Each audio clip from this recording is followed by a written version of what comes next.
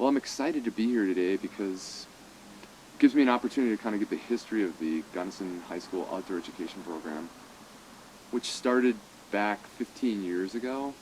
There's probably been close to over 200 students that have gone through the program. I was asked to start the program back in the day when it happened. There was a demand for more outdoor education.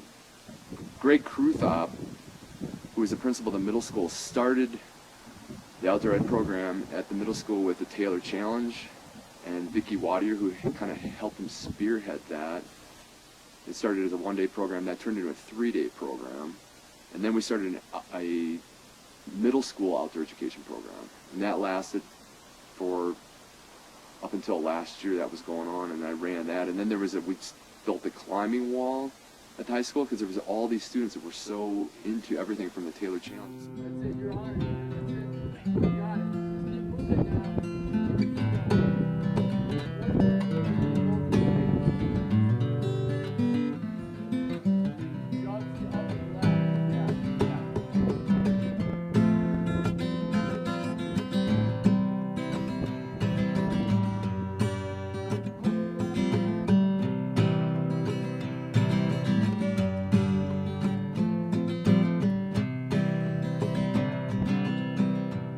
Well, I hadn't had much rock climbing experience prior to this. I've definitely improved exponentially. I love climbing with Leo. He's such a positive guy, and he just really puts you at ease, even though, rock climbing is, especially for someone who's afraid of heights, is kind of intimidating. I learned a lot about how to deal with difficult situations and how to overcome those, and so it doesn't just apply to what I did in outdoor recreation or going camping or rock climbing or hiking. It applies across the board to everything I do in my life, because there's always some difficult thing that you encounter, and I've learned through his class how to overcome that and why it's necessary and why it's important for me to be able to do that. So I remember this one time we were riding in a car, and I forget where we were going, but Leo was talking and he said something along the lines of, if you're not putting yourself in situations that make you feel uncomfortable, then you're not growing at the rate that you should be. And that really hit home for me, because that's something that I never did. I never put myself into situations that were uncomfortable. As we all know, Leo at times may be a little bit behind or have 10 things on his plate when he really only has 2 hands, and has a lot to deal with all the time. But for somehow, I still don't know how he does it, he is always calm. I've never seen him raise his voice, get frazzled. You get inspired to volunteer because other people are there year after year, like people like Courtney Scales and Chris Kruthrop, and then Nicole Saul, who I met as a student in the program, and I've seen her grow as a leader, and now she's a leader with Leo's program, and she's a leader with the climbing program at the college too. So that's been one of the coolest people to follow as she meeting her in high school and then seeing her blossom into an adult with Leo as a mentor, and seeing her grow in her leadership skills, and now she's able to give back to Leo's program with the skills she's learned in the program.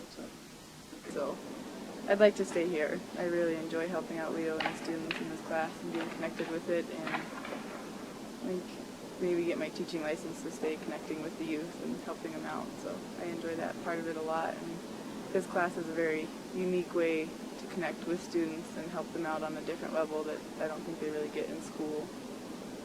It's the most amazing experience I've ever had. It was great. It was kind of the same thing for me. A lot of it was like word of mouth. There was a big buzz around the class, and the things you got to do and what you got to learn, and where you got to go, and how much time and effort and energy Leo actually put into the class and out of his own time.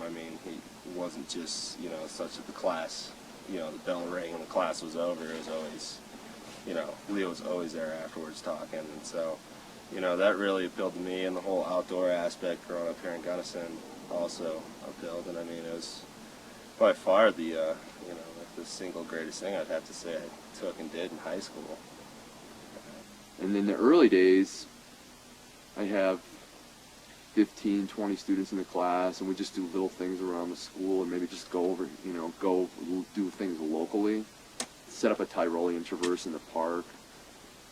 Not even do any big field things. And then the original field stuff started when it was a class of, I can't remember the year, but it was when the class that had Jesse and Laura Kruthop in it. Laura Gregory at the time, they're married now. That particular class, that's when I started really going out, and I did my first trip to Arizona, got permission to do it, used my own vehicle. At the beginning, I had no transportation, zero transportation. Everything was my own vehicle, all the storage was in my garage. So, in this place, I got this place about 5 years ago. Before that, everything was stored at my house, in my garage. And I did write a couple mini grants that I got some different gear from. But most of those things, most of the school program stuff is just kind of, unfortunately, I've kind of have a vested interest in the program, so to speak. So in here, in this particular storage unit, so probably 85% to 90% of the stuff in here I purchased myself for the program. And there's no place there's no place on site at the building for me to store anything. It's student driven. Everything has been student driven, and students' ideas and concepts, and brainstorming with students to decide what kind of trips we're going to do. And so then all of a sudden the whole thing grew into, from doing small things to big things, going from maybe doing some top roping to going into lead climbing trips. So we'd start with rafting and kayaking, and then do a major trip, always coupled with service work. I've always been blessed and been surrounded by incredible people in the community.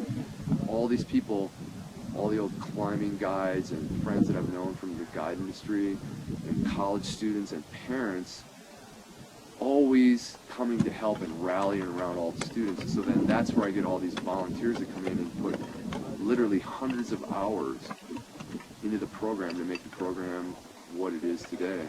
I mean, the goal in the long run is to have it so it is a interdisciplinary program where the students take one whole semester, and all they do is the outdoor education class, and then we link it together with English, math, science, history, all those different things. They have those teachers come along, and the students are in the field learning things in the field, and then coming back to the classroom with it in conjunction with their instructors, so they can still do the outdoor education component. That's the big picture for moving from a small-scale program to a large-scale program. And we are still working to try to make the program better all the time.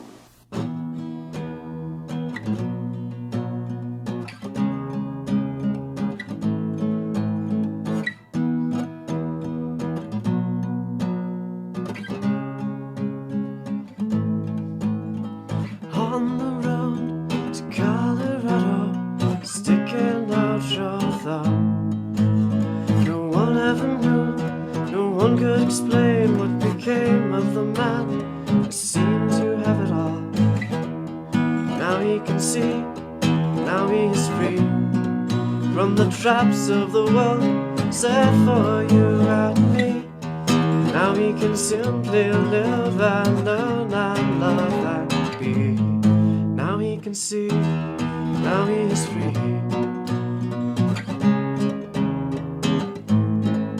But he wonders as he wanders through the world. Who will he meet? Where will his feet take him oh so slowly? Those who see him, they despise him, compromise him. But he knows more than they, he has already